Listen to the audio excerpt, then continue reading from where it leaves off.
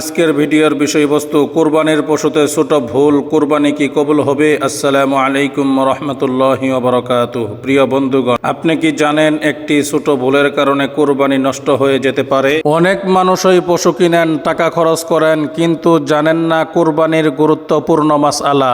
আজকের ভিডিওতে এমন কিছু বিষয় জানবেন যা হয়তো আগে কখনো শুনেননি, তাই ভিডিওটি শেষ পর্যন্ত দেখুন, কারণ শেষের মাসআলার গল্পটি হয়তো আপনার চোখে পানি এনে দেবে ইনশাআল্লাহ। কুরবানির গুরুত্ব আল্লাহ তাআলা সূরা কাউসারের 2 নম্বর আয়াতে বলেন, ফাসল্লি লিরাব্বিকা ওয়ানহার।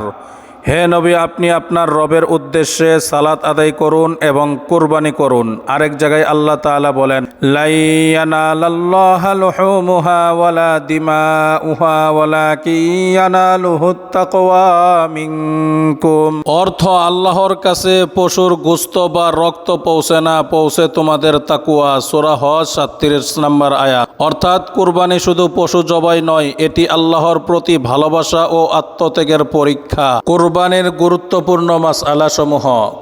কার উপর কুরবানি ওয়াজিব? যে মুসলিম বালেগ, সুস্থ মস্তিষ্কের এবং নেসাব পরিমাণ সম্পদের মালিক, তার উপর কুরবানি ওয়াজিব। ইবনে মাজাহ শরীফের 3123 নম্বর হাদিসে রাসূল সাল্লাল্লাহু আলাইহি ওয়াসাল্লাম বলেন, মান ওয়াজাদা সাআতুন ফালাম ইউদাহি ফালা ইয়াকরাবান্না মুসাল্লানা।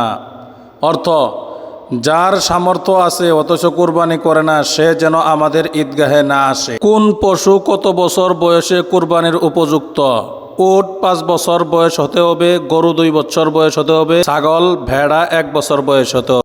অন্ধ, অতিরিক্ত রোগা, খোড়া বা বড় ত্রুটিযুক্ত পশু কুরবানি সহি নয়। সুনানে তিরমিজি শরীফের মধ্যে 1497 নম্বর হাদিসে রাসূল সাল্লাল্লাহু আলাইহি সাল্লাম বলেন, আরবাউন লা তাজুজু ফিল আদাহি। 4 ধরনের পশু কুরবানির জন্য বৈধ নয়।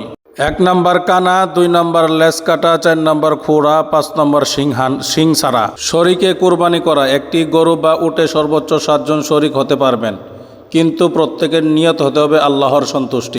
এক গরিব বাবা সারা বছর টাকা জমিয়ে একটি ছোট ছাগল কিনলেন। তার ছেলে বলল, আব্বু, এত কষ্ট করে কেন কুরবানি দিচ্ছেন?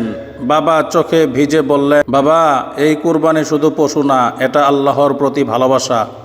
ঈদের দিন যখন ছাগলটি কুরবানি করা হলো, বাবার চোখ দিয়ে পানি ঝরছিল, কারণ তিনি জানতেন আল্লাহর পথে দেওয়া কোনো ত্যাগ কখনো বৃথা যায় না। প্রিয় ভাই ও বোন, এই কুরবানিতে শুধু পশু নয়, নিজের অহংকার, গুনাহ ও খারাপ কাজও আল্লাহর জন্য ত্যাগ করুন। তাই আজ থেকেই নিয়ত করুন, কুরবানি হবে সুন্নাহ অনুযায়ী। ভিডিওটি ভালো লাগলে অবশ্যই লাইক দিন, কমেন্টে লিখুন, আল্লাহ আমাদের কুরবানি কবুল করুন, আমিন।